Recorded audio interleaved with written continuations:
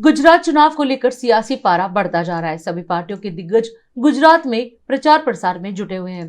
शुक्रवार को भाजपा के राष्ट्रीय अध्यक्ष जेपी नड्डा वे गुजरात के नवसारी में चुनावी जनसभा को संबोधित करने पहुंचे। जेपी नड्डा ने केंद्र की मोदी सरकार की जमकर तारीफ की। अपने संबोधन में जेपी नड्डा ने कहा कि गुजरात संतों की भूमि है, शेरों की भूमि है, ये देश को दिशा देने वाली भूमि है।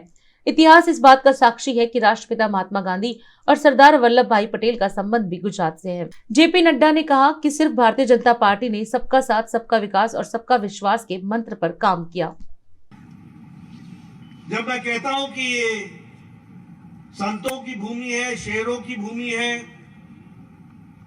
ये देश को दिशा देने वाली भूमि है, तो सिर्फ कहने के लिए नहीं कह रहा। इतिहास इस बात का साक्षी है कि अगर मैं राष्ट्रपिता महात्मा गांधी की बात करूं, जिन्होंने देश की आजादी में अपना योगदान दिया, तो उनका संबंध भी गुजरात से आता है।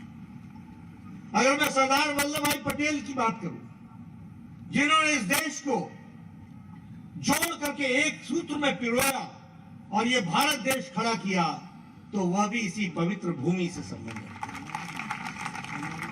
और जब मैं बात करूं कि राजनीति की संस्कृति को बदलकर देश सेवा से ओतप्रोत और नए भारत के निर्माण की तरफ चलते हैं, तो हमारे सामने हमारे यशस्वी प्रधानमंत्री नरेंद्र मोदी जी, वह भी इसी धरती पर।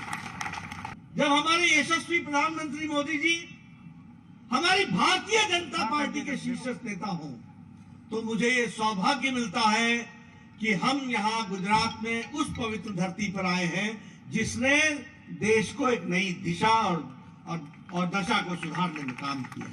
इसलिए मैं आज सिर्फ आपसे कहने आया हूं कि जो लोग, अब मेरे से पत्रकार पूछते हैं, आप चुनाव, मैंने कहा ये लोग चुनाव तब लड़ते हैं जब कोड ऑफ कंडक्ट लगता है। हम चुनाव तब लड़ने लगते हैं जब हम शपथ ग्रहण हासिल करते हैं। उस दिन से हम काम पर जुट जाते हैं।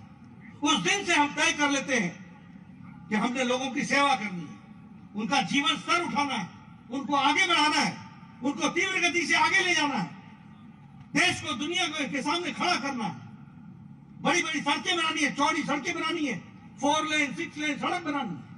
ये हमारे टारगेट होते हैं। इसलिए आपसे भी मैं निवेदन करने आया हूं। आप सब इतनी बड़ी संख्या में भाइयों और बहनों आए हैं, और मुझे मालूम है कि आप सब अगर इतनी गर्मी में यहाँ पर बैठे हैं और शांति से मेरी बात सुन रहे हैं, तो आपका वोट तो भारतीय जनता पार्टी को आना ही है, ये तय है।